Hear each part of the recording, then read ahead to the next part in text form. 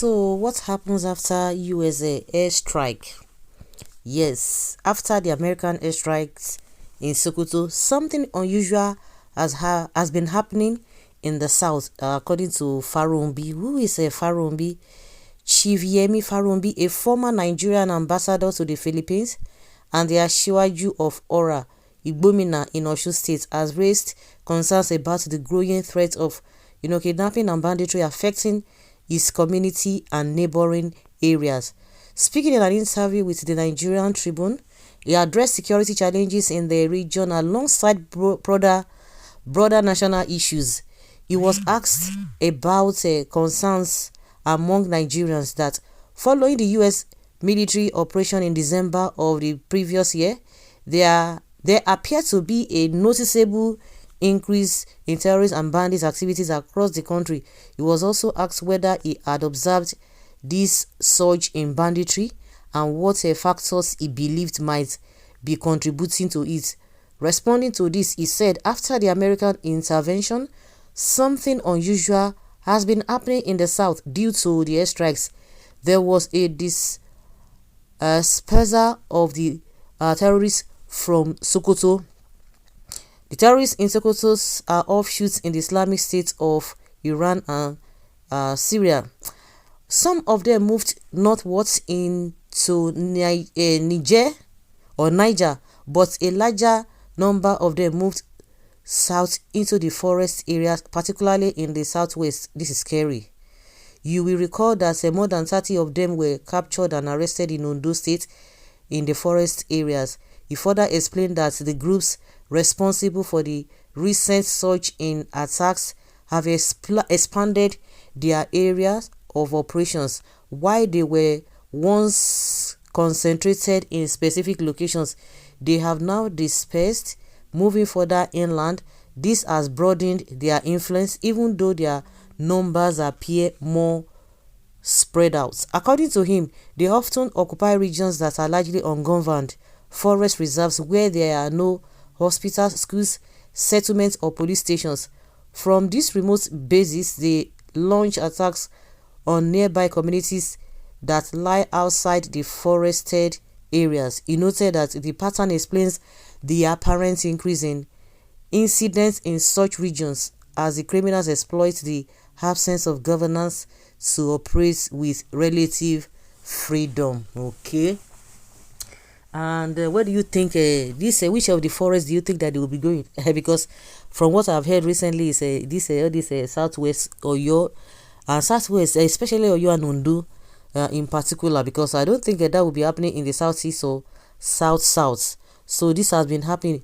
Don't forget that most of the things happening in this country, they are underreported.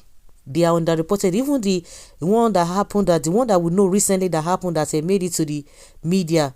They were trying to cover it up, but it was after many days. But tell me now, it was after many days. They now, after 3 or 4 days, they now agree that or testify that or confirm that it happened. But when it happened, they quickly came out and debunked it. So tell me and ask if really they are doing anything special to get these guys released. And those who have been abducted before then, that they were just releasing them batch by batch. And those were the things that we heard. Some of them are still in the captivity. Nothing has happened to them. And Tinubu is just gallivanting all over the place. That kind of a thing happened. And Tinubu, from where he went from Christmas period, only God knows where he went. And from there, he spent almost how many weeks or so. From there, we learned that he went to Dubai. As soon as that thing happened, he ought to have come back to Nigeria. He didn't come back. He just, and he came back to Nigeria. He just spent 2 days, 3 days. He left again.